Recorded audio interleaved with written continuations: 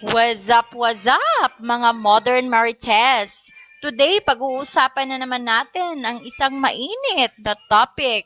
Okay, dahil nalalapit na ang 2022 election, ay pag-uusapan natin kung sino-sino nga ba ang tatakbo or ang napupusuan ng bayan na tatakbo bilang presidente ng Pilipinas. So, meron ako dito, Pulse Asia Research. So, titingnan natin kung sino-sino nga ba yung mga nangunguna sa survey. Sino ba yung napupulsuhan ng mga tao na iboto.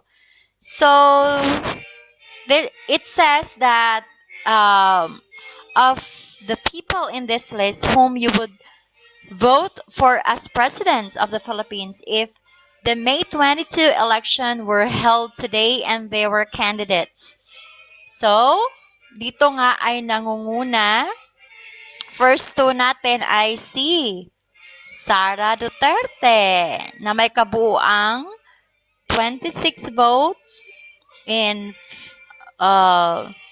Phil and 16 NCR, 12 BL, 29 naman sa Visayas, and 58 sa Mindanao. Ferdinand Marcos Jr. or kilalang Bongbong, he has 14, 20, 16, 13, and 7. So dahil ito yung top 2 sa survey, ito yung top 2 na mas ipapakilala ko sa inyo today para magkaroon naman tayo ng kaalaman, sapat na kaalaman, or mas makilala natin sila as leaders ng ating bansa. Okay? So, let's start with the first one, Sara Duterte. Okay. So, tutulungan tayo ngayon ni Wikipedia para mas ma-explain ko sa inyo ng mabuti kung sino nga ba si Sara Duterte. So, Sara Zimmerman Duterte Carpio ay ipinanganak noong May 31, 1978. So, mas kilala siya as Inday Sara. Okay, Inday Sara. So, isa siyang lawyer and at the same time a politician. So, mayor din siya ng Davao City since 2016. And bago pa yan, actually, from 2010 to 2013, mayor din na rin siya. So, but before siya naging mayor, naging vice mayor din siya ng Davao City. From 2007 to 2010. Okay. So, siya ay anak ng ating Presidenteng Rodrigo Duterte, anak na babae, and actually dalawa silang anak na babae ni Duterte. And now, let's go to the education, yung education background ni Inday Sara. So, siya ay pangalawa sa mga anak ni Pangulong Rodrigo Duterte. At siya ay pangatlo. At anak ni Pangulong Rodrigo sa flight attendant na si Elizabeth Zimmerman. So, since her youth, Duterte has had a fierce and independent character. So, meron tong love and hate relationship, no? With her father, Rodrigo Duterte. Dahil nga, sa alam niyo naman, yung womanizing tendencies and late night habits ng kanyang tatay. So, parang hindi sila nagkakasundo sa bagay na yon. Ganun pa man, talagang si Sara naman ay paboritong anak ni Pangulong Rodrigo. And, hindi naman natin talaga maikakaila kasi talagang suportado siya ni Tatay Digong kahit sa saang field ng politics. So, actually, nag-aral si Inday Sara sa San Pedro College and she took up BS Respiratory Therapy and she graduated in 1999. So, actually, nagkaroon siya ng inaugural speech sa Davao City dati. And nabanggit niya nga na actually gusto niya talagang maging pediatrician. Hindi as politician. Pero talagang nasa politics sinusubok ang kanyang or inahahatid ang kanyang daan, no? So, pagkatapos nun, she took up a law degree at San Sebastian College, Recoletos, and nagtapos nga siya noong 2005. And of course, nakapasa din siya sa Philippine Bar Examination. Um, Also, naging reserve officer in the Armed Forces of the Philippines din now with the rank of colonel, si Sara. Okay. Napag-usapan naman natin yung kanyang political career. Marahil ay lalo na sa mga taga-North, no, nakilala lang lalo si Mayor Sara nung nagkaroon ng insidenteng nasuntok niya yung sheriff. Pero may rason naman behind doon, no. So Duterte was elected vice mayor of Davao City in 2007. So sinundan niya si Luis Bongoyan. So she served under her father, Mayor Rodrigo Duterte, as for one term until 2010. So she became actually the city's first female mayor and the youngest to have been elected to the position in the political history of Davao City. So, the Dutertes have supported political dynasties in the Philippines, stating that their nearly 4 decades of uncontested rule in Davao as a product of democratic process. So, yun nga yung nabanggit ko kanina, on July 1, 2011, nagkaroon ng nagka-gain siya ng national attention nung sinuntok niya si Mr. Abe Andres, a Davao City Regional Trial Court Sheriff, nang dahil dun sa demolition sa Barangay Kapitan Tomas Monteverde, Senior Agdao, Davao City. Kasi she had earlier asked the court and the demolition team to delay the demolition. But hindi pumayag si Andres. And kasi ang reason kasi no na ipa-delay muna is para kausapin ng maayos yung mga nakatira doon at para hindi maging magulo or madugo ang yung demolition. Kasi nga the people there were not given enough time na para makapag-relocate naman. So on July 11, Sheriff's Confederation of the Philippines filed a complaint against Duterte in connection to the incident dahil dun sa panununtok ni Mayor Sara. So, noong June 28, 2012, pagkatapos ng mga pangyayari, nag-public apologize naman si Mayor na humingi naman siya ng tawad sa mga Andres and his family. Okay, so Duterte decided to seek re-election in 2013 to give way to her father Rodrigo. So she also turned down her father's offer to run for representative of Davao City's first district. Okay, so let's go to yung second term na ni Mayor Sara Duterte. So tumakbo siya ulit as mayor ng Davao City. Nanalo ulit siya and yung she had her older brother Paulo and Bernard Alag as her vice mayor. So nung October 23, si Sara Duterte nag-ano siya ng yung courage and compassion, yung tapang at malasakit movement. So, movement composed of Duterte supporters and allies rather.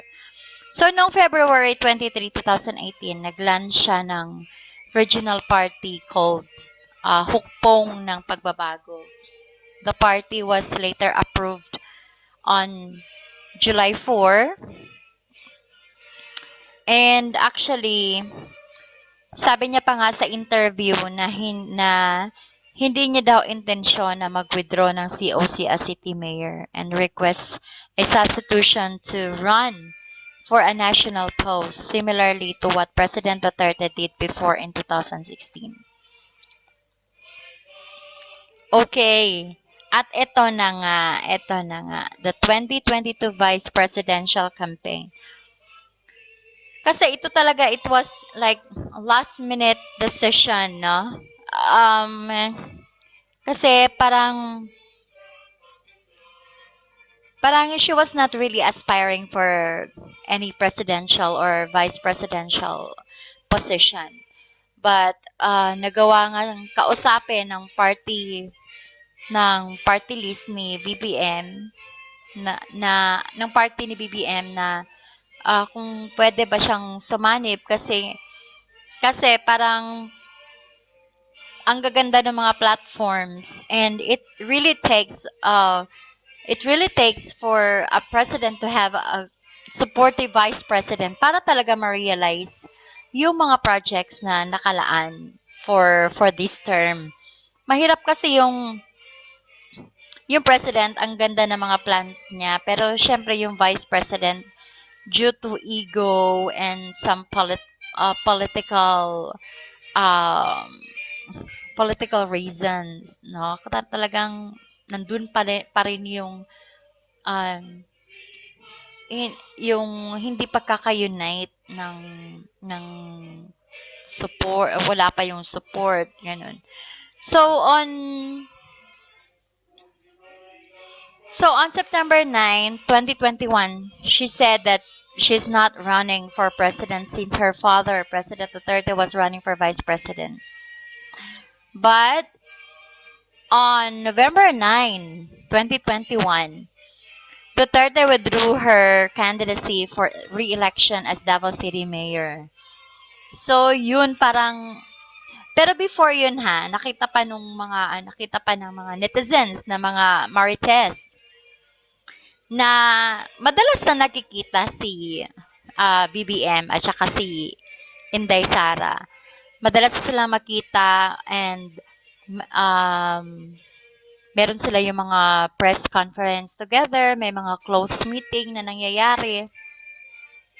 Doon parang nagkaroon na ng clue yung mga tao na, parang may tandem na mangyayari. So, hindi nga naman nagkamali. Pero siguro baka nakita ni Mayor Sara na maganda yung platform, maganda yung nakalaan na mga projects. And kaya naman napapayag din siya. So her brother Sebastian, incumbent vice mayor of Davao City, will run in her stead. So on November 11, she ran the hugpong ng pagbabago and subsequently joined Lakas CMD. So she joined Lakas while in Silang Cavite. So nag-attend pa siya ng wedding, no, ni Gianna Revilla Patricio, yung anak ni Senator Bong Revilla. Nung party chairman pala. And Senator Bong Revilla was one of the wedding sponsors. So, noong November 13, nag-file na siya ng candidacy for vice president. And ang substituting Lyle Uy, who withdrew from the race. So, according to Duterte, she joined the vice presidential race in order to meet her supporters halfway, who had wanted her to run for the presidency. Kasi yung mga tao talaga urging her to run as president. Okay? As president talaga ang gusto ng mga tao para sa kanya. Pero sabi niya nga is, parang, I'm not ready for that position, sabi niya. So, let's meet halfway. So, magba-vice president ako. So, ganun. So she was then adopted and endorsed by the Partido Federal ng Pilipinas as their vice presidential candidate, making her the running mate of its presidential nominee, former Senator Bongbong Marcos and People's Reform Party. On November 17, she was named as the chairperson of Lakas, succeeding Bong Revilla. So on November 19, she rejoined Hugpong ng Pagbabago and was named as its chairperson once again.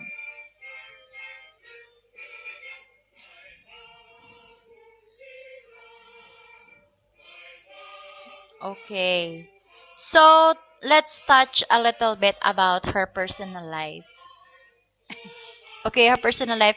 Um, Mayor Sara has been married since 2000. I'm sorry, October 27, 2007. 2007. And pangasawa niya si Lawyer Manassas or si Mans R. Carpio. So, nagkakilala sila sa San Beda University. So, ngayon, meron na silang tatlong anak. Isang adopted daughter na si Michaela Maria or mas kilalang Sharky, and yung dalawa niyang anak na si Mateo Lucas or si Stingray and Marco Digong or Stonefish. And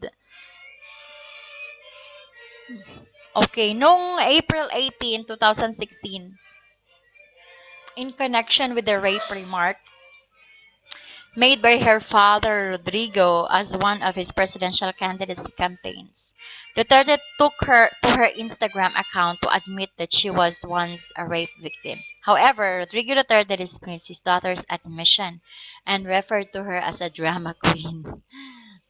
Okay, kung totoo man o hindi is nasa sa kanila yon to keep it private, no? Kasi yung accusation na ganyan, hindi rin basta-basta yan.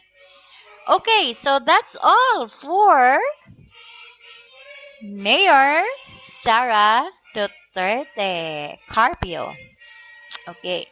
So, second from the list, okay, nakita nyo naman kanina, si Ferdinand Marcos Jr. Okay. So, this time, kikilalanin naman natin, sino si Ferdinand Marcos Jr.? Okay. Okay, tingnan natin. So, ito po,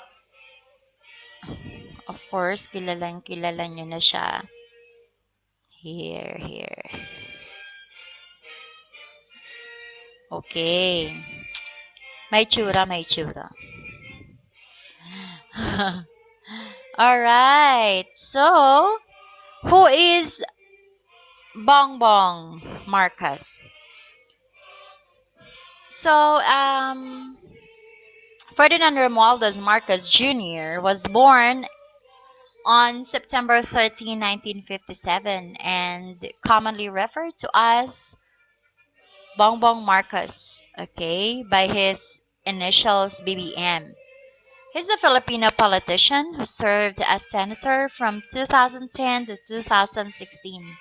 So he is the second child and the only son of former president and dictator Ferdinand Marcos Jr. and the first lady Imelda Romualdez Marcos. Actually, dito sa word na dictator, I'm not so sure about this Wikipedia. You have to edit this or think about it. Okay? Kasi parang it it caused a huge debate actually about using the word dictator. Kasi hindi naman talaga siya ang nagdictate nung martial law. As one of I had a chance to watch one of his videos, and he even explained why he came up and and the other officials to declare martial law. Kasi nga masyadong magulo na, ang dami ng mga pangyayari that time. So, meron na mga nagsusunog na ng mga buildings, mga rebelde. Okay. So in 1980, the 23-year-old Marcos Jr. became the vice governor of Ilocos Norte, running unopposed under the kilusang Bagong Lipunan party of his father. Then, he became the governor of Ilocos Norte in 1983. So, holding that office until his family was ousted from power by the People's Power Revolution and fled into exile in Hawaii in February 1986. So, matapos na mamatay ang tatay niya noong 1989, si President Corazon Aquino eventually allowed the remaining members of Marcos family to return to the Philippines to face various charges. Kasi before that, yung Marcos family was not allowed to come back to the Philippines, and the only wish of former President Marcos was to die in Philippines and be and buried in Philippines, but they were not allowed to do so. Hindi sila hinayaan na makabalik ng bansang Pilipinas. So Marcos was elected as representative of Ilocos Norte. And tumakbo na naman siya and was elected as governor of Ilocos Norte again in 1998. So after 9 years, he returned to his previous position as representative. And in 2015, Marcos ran for vice president in the 2016 election with a difference of 263,473 votes or 0.64% difference. Marcos lost. Natalo siya sa lost to Camarines Sur Representative Leni Robredo. So, konting-konti lang ang pagitan. Nanalo si Vice President Leni Robredo, and in response, Marcos filed an electoral protest at the Presidential Electoral Tribunal, and his petition was later unanimously dismissed after the pilot recount of the chosen provinces, Negros Oriental, Iloilo, and Camarines Sur, resulted in Robredo widening her lead even more by 15,093 additional votes. No, so after nung recounting is doon na nakita mas nadagdagan patuloy yung vote ni Vice President Leni Robredo.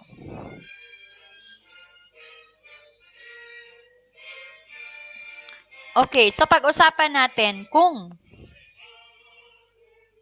ang life and education of Ferdinand R. Marcos Jr. So, his father, Ferdinand Sr., was representative of the 2nd District of Ilocos Norte when he was born and became senator 2 years later. So, Marcos first studied at the institution Teresiana and La Salle Green Hills in Manila. So where he obtained his kindergarten and elementary education respectively. In 1970, Marcos was sent to England, where he lived and studied at the Worth School in all boys Benedictine institution. Then he enrolled at the St. Edmund Hall, Oxford, to study politics. Okay, study politics and economics. However, despite his false claims, he graduated with a Bachelor of Arts in PPE. He did not obtain such degree.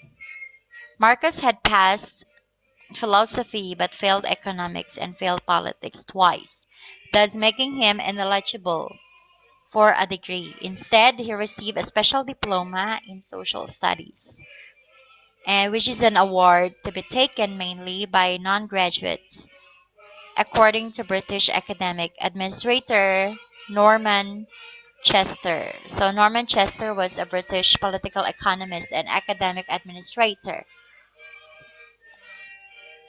So this is the mother of Bongbong Marcos, Imelda Romualdez Marcos, and she's also a Filipino politician and convicted criminal who was First Lady of the Philippines for 20 years, during which she and her husband Ferdinand Marcos stole billions from the Filipino people. Okay, this is what's stated in here. And of course, his dad, Ferdinand Emmanuel Adrelin Marcos Sr. Oh, ngayon ko lang nalaman to na hindi lang pala Ferdinand Marcos. Ferdinand Emmanuel Adrelin Marcos Sr. Yun pala yung kompletong pangalan ni former President Marcos. Okay, so si Marcos enrolled in the Masters in Business Administration programs at the Wharton School of Business University in Pennsylvania.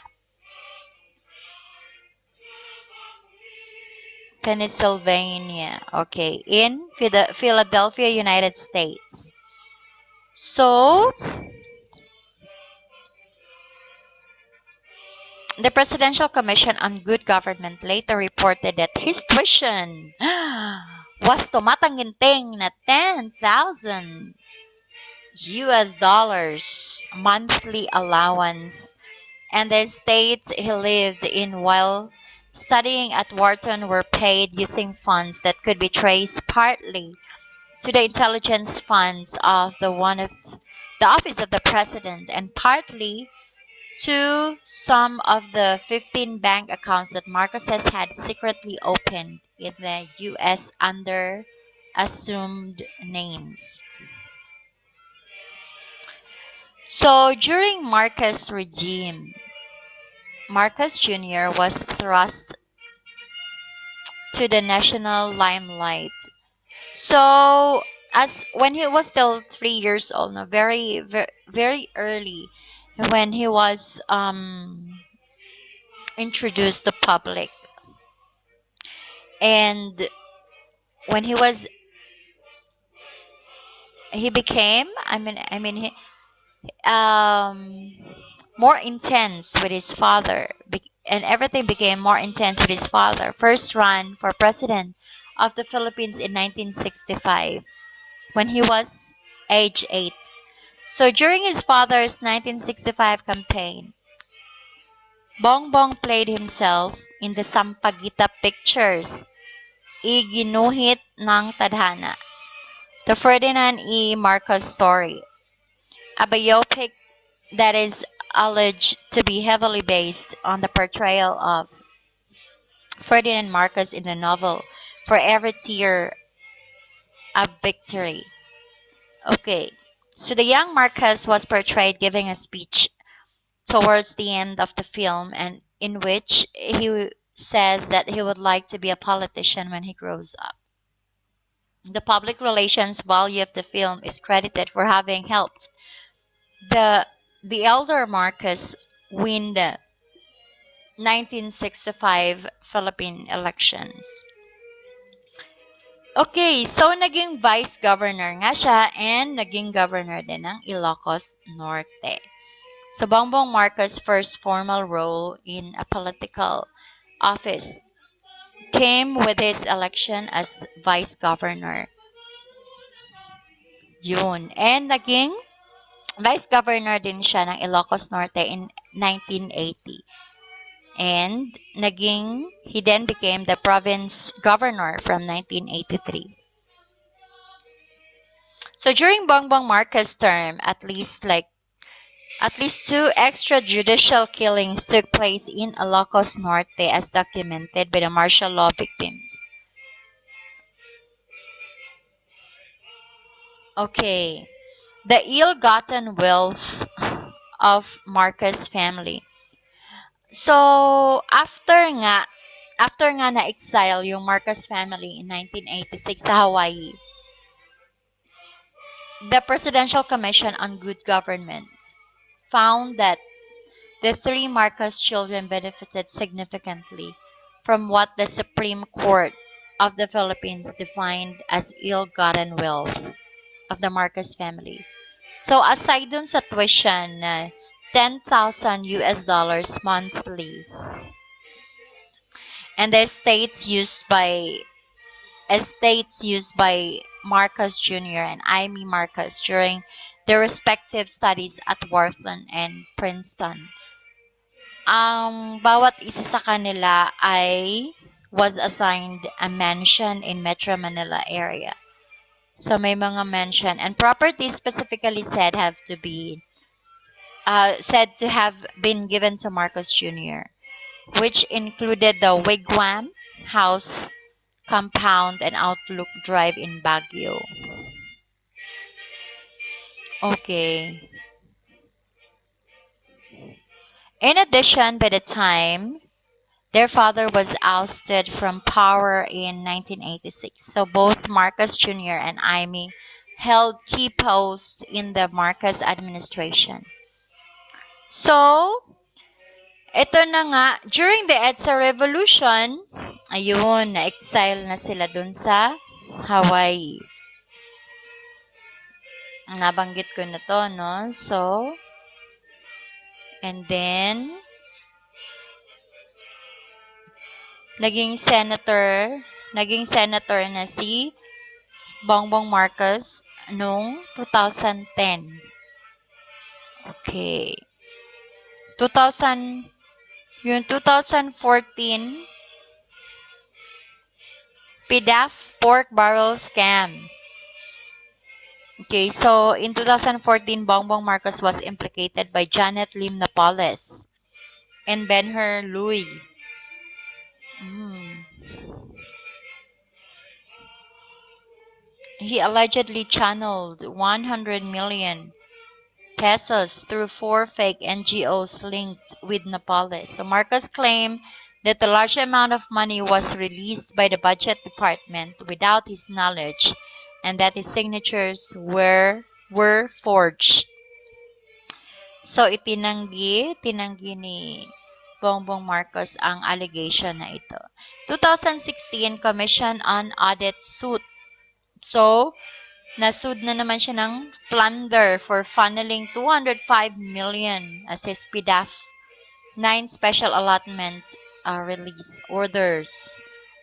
And these are the social development program, countrywide agricultural and rural economic development, yung People Organization for Progress and Development Foundation, health, education assistance, resettlement, training services, kaupdanan para sa mangunguma, Mag-uma Foundation, and National Livelihood Development Corporation. So in 2016 vice presidential campaign on October 5, 2015, Marcos announced via his website his candidacy for the vice president of the Philippines in 2016 general election, stating, "I have decided to run for vice president in May 2016 election."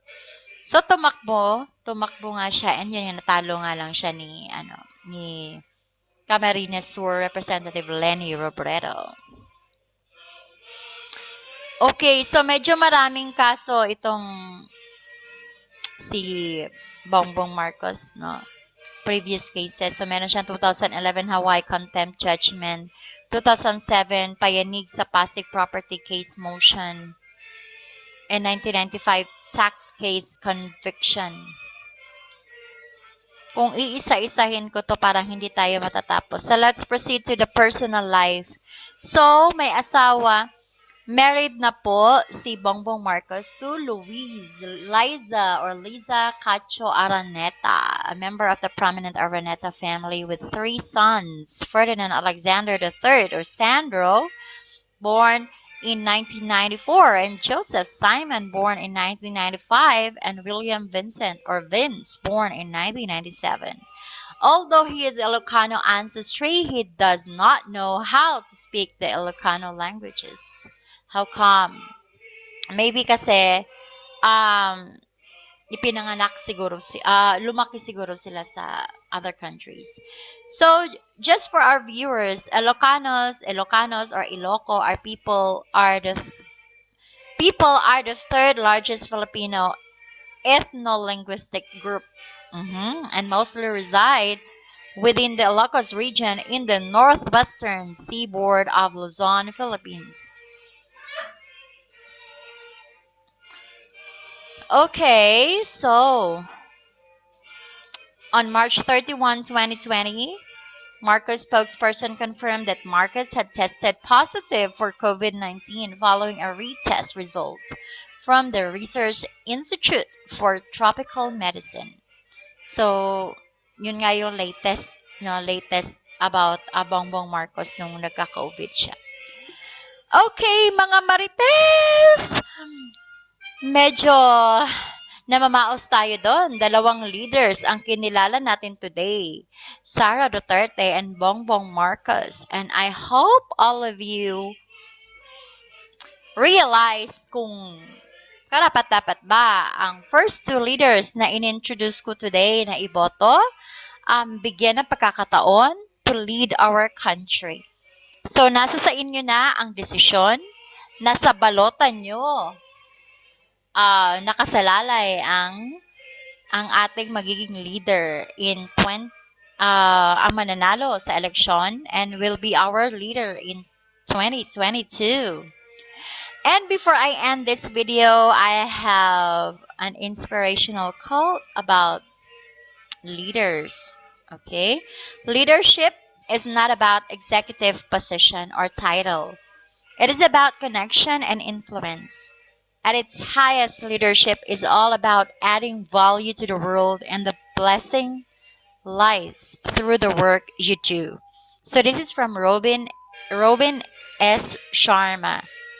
So I think that's all for today, mga kamarites, and please don't forget to click the subscribe button and click and hit the notification bell para lagi kayong updated sa ating mga issues tungkol sa politics, showbiz, and global issues. Maraming salamat and kita-kits tayo next time! Maraming salamat! Bumoto tayo ng naaayon sa ating paniniwala. Maraming salamat!